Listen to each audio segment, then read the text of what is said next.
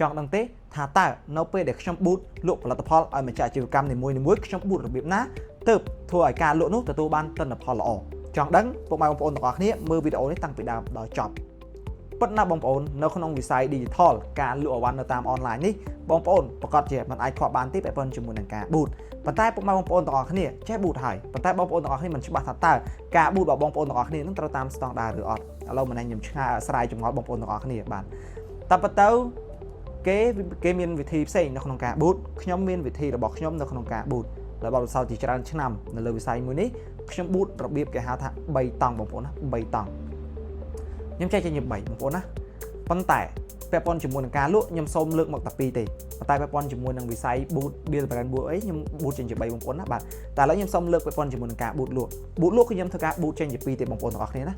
ដំណាក់កាលទី1ដែលខ្ញុំធ្វើមុនគេនោះគឺពាក់ព័ន្ធជាមួយនឹងការ boot year engagement បងប្អូនប្រហែលជាដឹងហើយថាការ boot year engagement វាជួយទៅលើវីដេអូឬក៏ poster យើងនឹងទទួលបានការចាប់អារម្មណ៍ខ្ពស់មិនថា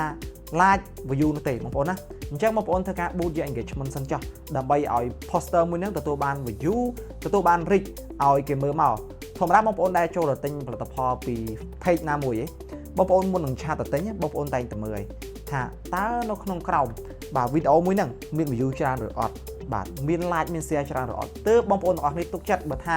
ឧទាហរណ៍ page 2ទៅគ្នាអញ្ចឹង load មក boot ដូចគ្នាប៉ុន្តែ page 1មិនសូវជាមាន like ទេវីដេអូមួយមិនសូវជាមាន like មិនសូវជាមាន view ទេមិនសូវមាន share មាន comment ទេតែចំណែកឯ page មួយទៀតផ្ទុយទៅវិញគឺវាមានបាទវីដេអូនោះមាន view មាន like មាន share ច្រើនអញ្ចឹងប្រកាសណាបងប្អូនទាំងអស់គ្នានឹងសម្រេចចិត្តឆាតទៅទិញ page បាទដែលមាន view មាន like ច្រើនព្រោះវាជាទំនុកចិត្តរបស់យើងទាំងអស់គ្នាអញ្ចឹងពាក់ព័ន្ធជាមួយនឹងការ boot គឺយើង boot បែបហ្នឹងដែរមុនដល់បងប្អូនទាំងអស់គ្នា boot លក់បងប្អូនត្រូវការ boot year engagement សិនបន្ទាប់ពីបងប្អូនទាំងអស់ boot year engagement ឧទាហរណ៍មួយសប្តាហ៍ឬក៏3-4ថ្ងៃឲ្យវីដេអូហ្នឹងឬក៏ poster មួយនឹងទទួលបានការចាប់អារម្មណ៍ហើយចាំយើងធ្វើការ boot message បាទពាក់ព័ន្ធជាមួយនឹងការ boot message ផងដែរវាជួយទៅលើការរុញផលិតផលរបស់យើងឲ្យដល់ដៃអតិថិជនរបស់យើងដែលគាត់ចូលចិត្តឆាតទិញផលិតផលណាបាទអញ្ចឹងនៅពេលដែលគាត់ឃើញ poster មួយហ្នឹងហើយឃើញវីដេអូមួយហ្នឹងហើយមាន view មាន like រៀងច្រើនគាត់នឹងបាទសម្រេចចិត្តនៅក្នុងការឆាតទិញមកយើងហ្នឹងអញ្ចឹងវិធីសាស្ត្រនៅក្នុងការ boot គឺបែបហ្នឹងបងប្អូនពាក់ព័ន្ធជាមួយខ្ញុំប្រើខ្ញុំមិនដឹងថាខាងគេផ្សេងគេប្រើបែបណាទេប៉ុន្តែនេះខ្ញុំគ្រាន់តែចែកម្លែកអ្វីដែលខ្ញុំចេះអ្វីដែលខ្ញុំមានអ្វីដែលខ្ញុំប្រើទៅបានផលមកកាន់បងប្អូនទាំងអស់គ្នាប៉ុន្តែបូករួមនឹងនោះមេត្តាបងប្អូនទាំងអស់គ្នាក៏ត្រូវតែល្អដែរមិនមែនថាខ្ញុំ boot engagement ហើយបន្ទាប់មកខ្ញុំ boot message ហើយនៅតែអត់ដើរនៅតែស៊ីថ្លៃអាហ្នឹងវាពាក់ព័ន្ធជាមួយនឹងការផលិតវីដេអូរបស់បងប្អូនទាំងអស់គ្នាដែរបាទអញ្ចឹងមួយទៀតខ្ញុំសូមចុងក្រោយខ្ញុំសូមប្រម៉ូទបន្តិចបើសិនបងប្អូនណាមិនទាន់ចេះ boot page ចេះ boot page ហើយនៅរៀន Stepster បងប្អូនអាចធ្វើការចុះឈ្មោះចូលរៀនជាមួយនឹងខ្ញុំបានព្រោះខ្ញុំមានបើកបង្រៀនសិស្សជាក់ស្ដែងឥឡូវហ្នឹងគឺ400អ្នកជាងបងប្អូនណាមិនថាពាក់ព័ន្ធជាមួយនឹងវគ្គ online បាទហើយមិនថាពាក់ព័ន្ធនឹងវគ្គ online boot page កាត់តវីដេអូ design រូបភាពអីទេអញ្ចឹងបងប្អូនអាចឆាតមកខ្ញុំផ្ទាល់បានហើយមួយទៀត